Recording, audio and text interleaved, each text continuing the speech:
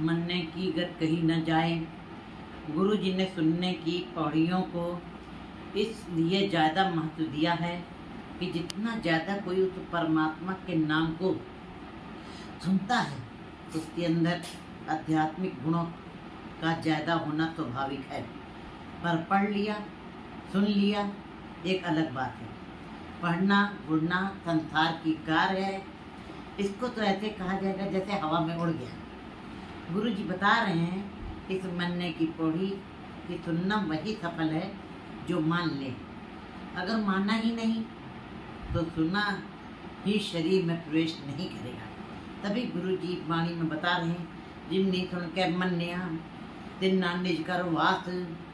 गुरु जी यही समझा रहे हैं कि गाना और सुनना उन्हीं का प्रमाण होगा जिसने बात सुन करके मान ली है। नहीं सुनने का कोई अर्थ नहीं है। मन्ने की गत कही न जाए। वाणी का पाठ हमें बड़े ही ध्यान से करना चाहिए, क्योंकि हम देखते हैं कि मन्ने की पहली पौड़ी में ना पर एक मात्रा है, बाकी 3 पौड़ियों में 2 मात्राएं हैं। पहली पौड़ी हमें इस बात का ज्ञान देती है, जिस किसी ने भी मान लिया है, संसार का कोई भी जीव जिसने ये स्वीकार कर लिया है, जिसने कबूल कर लिया है उस परमात्मा के नाम को, जिसने प्रभु के नाम को मान लिया है, उसकी महिमा का वर्णन नहीं किया जा सकता, उसकी हालत बयान नहीं की जा सकती। आखिर उस मनुष्य में कौन सी खासियत आ गई कि गुरु नानक देव जी को भी गुरबाणी में कहना पड़ा कि हम भी उसकी उस अवस्था का बयान नहीं कर सकते जिस अवस्था पर वो मनुष्य पहुंच गया। क्योंकि आम बात यह है कि जब हम कोई वस्तु खरीदते हैं पहले उस वस्तु को देखते हैं, फिर उस वस्तु की मांग करते हैं। लेकिन धार्मिक दुनिया इसके विपरीत खड़ी है।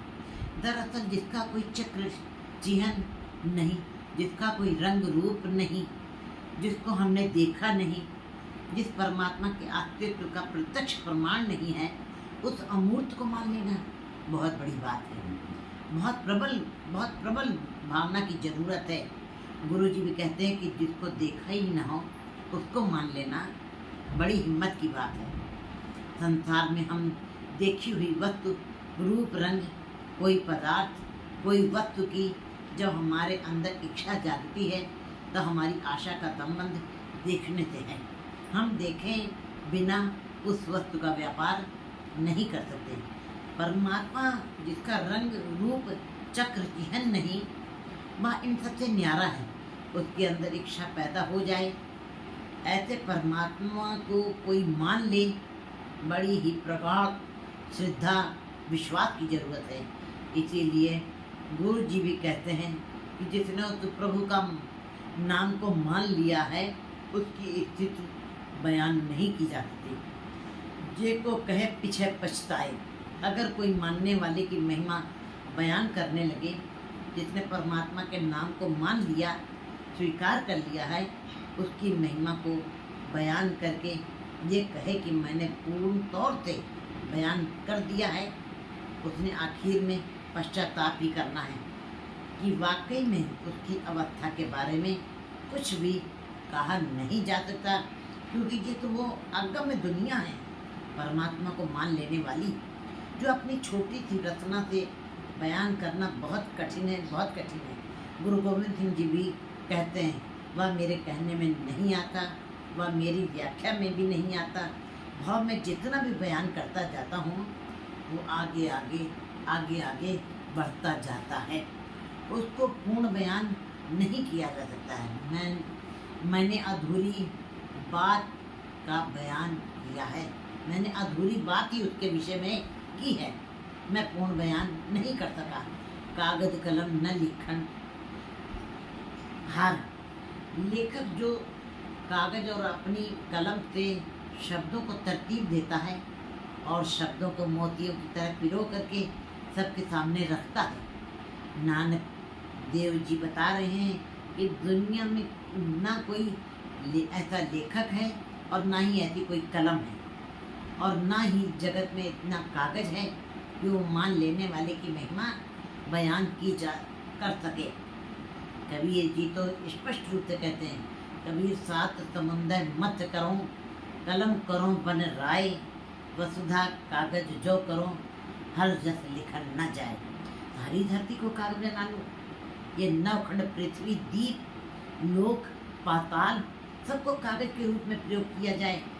जितने सागर हैं, समुद्र हैं, उनकी स्याही बना ली जाए, पूरी बनराय की कलम बना ली जाए।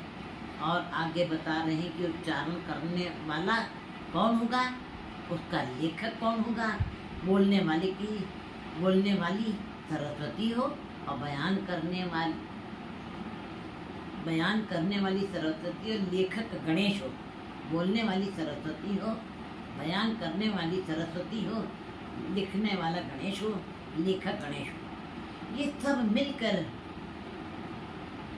उद्यम किए जाएं। हे प्रभु, तुम्हारे एक रोम की भी बात नहीं कही जा सकती। तो इतना महान है, तेरा चीरा इतना विस्तृत है, तेरा इतना फैलाव है, जिसका कोई अनुमान भी नहीं लगाया जा सकता। हे प्रभु, तुम्हारा निवास इतना बड़ा है, इसलिए जिसने इस महान हस्ती को मान लिया है और अपने हृदय पटल पर धारण कर लिया है, तो गुरु जी कहते हैं उस परमात्मा के नाम को मानने वाले की महिमा का भी बयान नहीं किया जा सकता है। वो भी बहुत महान, बहुत हस्ती वाला हो जाता है।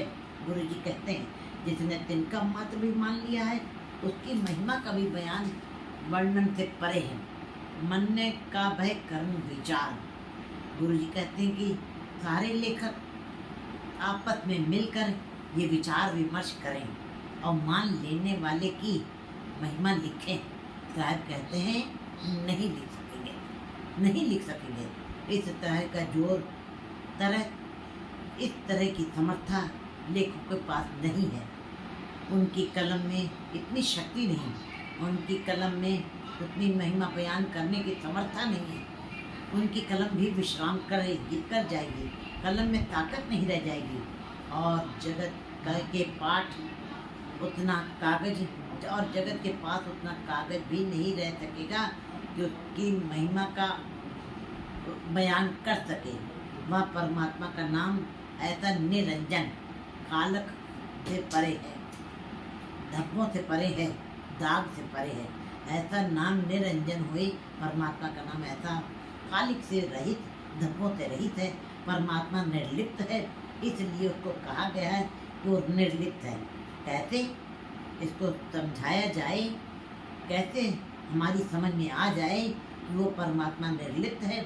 उदाहरण, जैसे वो प्रभु है तो चोर में भी बैठा है, मगर वो चोर नहीं है। बैठा तो वो बदमाश के अंदर भी है, मगर वो खुद बदमाश के अंदर नहीं है, खुद बदमाश नहीं है। जैसे सूर्य की किरणें गंदगी को भी छू रही हैं, फूलों को भी छू रही हैं, मगर वह किरणें फूलों को छूकर भी सुगंधित नहीं हो गई हैं और न मैले को छूकर दुर्गंधित हो गई हैं। जैसे सूर्य निर्लिप्त है, उसकी किरणें भी निर्लिप्त हैं। तो परमात्मा तो सूर्यों का भी सूर्य है, तो परिपूर्ण परमात्मा भी निर्लिप्त है। वह कैसे निर्लिप्त है? सर्वनिवासी सदा अलेपा, सब में रहा समाई। वह सब में समाया हुआ है, चींटी से हस्ती तक, जठरे जठरे में सूर्य में व्यापक है। पशु पक्षी, कीड़े मकोड़ों, मनुष्यों, खंडों ब्रह्मांडों में वो व्यापक है, निवास करता है।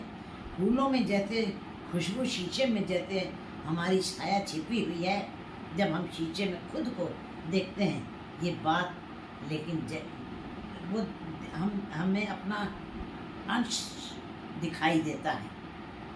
लेकिन जैसे ही शीशे से परे हट जाते हैं तो हम उसमें नहीं हैं।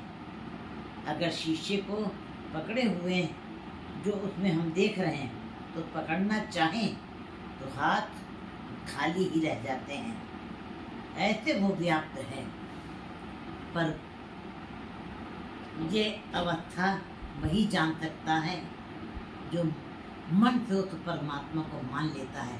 जे को मन जाने, मन को इस अंदर की बात को वही जान सकता है जिसने मन से मान लिया है कि वह निरंजन है, निर्लिप्त है, जिसको ये समझ में आ गया है कि किसी कलम में कोई ताकत नहीं जो उसकी अवस्था का बयान कर सके। ऐसा कोई लेखक नहीं, ऐसा कोई कागज नहीं जिसका इस पूरी बात का ज्ञान कर सके, बता सके, लिख सके, परिपूर्ण तरीके से वर्णन कर सके। ऐसी कोई कलम नहीं, ऐसी कोई कागज नहीं, ऐसी कोई स्याही नहीं है जिसके मन ने ये बात मान ली है, जान ली है, समझ ली है। जिसके मन ने प्रभु को मान लिया है वही इस विशेष रहस्य को जान सकता है, बाकी अन्य कोई नहीं, कोई नहीं। वाहिगुरु जी का खालसा, वाहिगुरु जी की फतेह।